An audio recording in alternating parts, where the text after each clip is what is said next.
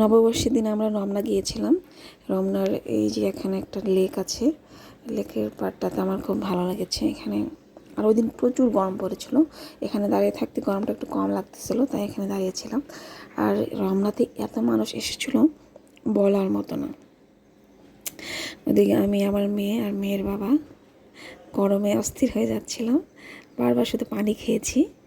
আর রাস্তাটা দেখুন, রমনার সামনে যে রাস্তাটা একদম ওই সময়টাতে ফাঁকা ছিল, গাড়ি টাড়ি খুব একটা ছিল না।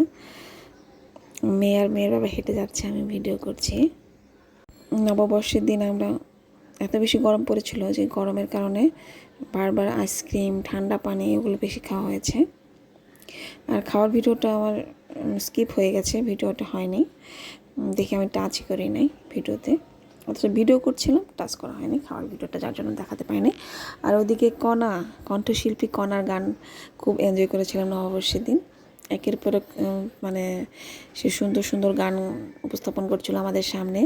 দুষ্টু কোকিল ডাকে রে কুক কুক কুক কুক গান গাচ্ছিল। এখন দুষ্টু কোকিল গান যখন কণ্ঠশিল্পী কণা গাচ্ছিল, তখন সবাই মানে অস্থির হয়ে গেছিল এই গানটা শোনার জন্য। সবাই মানে বারবার অনুরোধ করতেছিল যে এই গানটা তাড়াতাড়ি গান। সে সবার শেষে বললো যে না, আমি তো সবার শেষে গাবো। তখন সবাই বলতেছে না, আমি এতক্ষণ অপেক্ষা করতে পারবো না, আমরা তাড়াতাড়ি গানটা করেন। এদিকে আমরা শিল্পকলা একাডেমিতে গিয়েছিলাম, সেখানে আমরা একটু হাঁটাহাঁটি করলাম। সেখানে অনেক সুন্দর করে মেলা হচ্ছিল, এখানেও ভালো লেগেছে অনেক। হাঁটাহাঁটি করলাম, আর কয়েকটা দোকান ছিল সেগুলো দেখলাম, আর অনেক মানুষ ছিল সেখানে। আবারও কণার গান শুরু হচ্ছিল। কণার গান আমরা একের পর এক দেখেছি। কণ্ঠশিল্পী কণার গানটা শুনে আমাদের বেশি ভালো লেগেছিল। ওই দিনটা মজা লেগেছিলো এই কারণেই, ওনার গানটা খুব এত সুন্দর গান গায় খালি গলায়। আমি তো সবসময় শুধু টিভিতে ওনার গান শুনেছি, ইউটিউবে শুনেছি, কিন্তু সরাসরি সামনাসামনি আমি এবারই প্রথম শোনা হলো আর কি।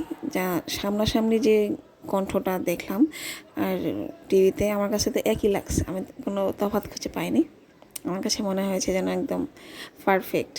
অনেকের দেখা যায় রেকর্ডের সময় একরকম গলা হয়, সামনাসামনি কিছুটা চেঞ্জ থাকে, কিন্তু ওনার আমি কোনো চেঞ্জ পাইনি। সুন্দর লেগেছে, একদম মনে হচ্ছিলো যেন রেকর্ডই হচ্ছে, কিন্তু সে কিন্তু সরাসরি গিয়েছে গানটা। অনেক সুন্দর গলা তার, আর দেখতেও যথেষ্ট কিউট দেখতে।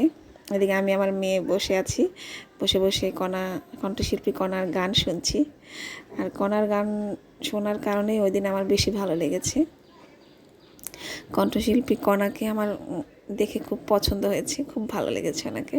ওনার গান, ওনার ফিগার, ওনার সৌন্দর্য অনেক সুন্দর। আর ওনার গানের জন্যই মনে হচ্ছে আমার নববর্ষটা একটু ভালো লেগেছিল, মানে একটু আনন্দ উপভোগ করতে পেরেছিলাম ওনার গানের কারণে। আর এমনি তো ওই দিন প্রচুর গরম ছিল, তো গরমের মধ্যে যখন বসে বসে গান শুনতেছিলাম তখন ভালো লেগেছে। গান তো আমি এমনিতেই খুব পছন্দ করি। সবাইকে ধন্যবাদ।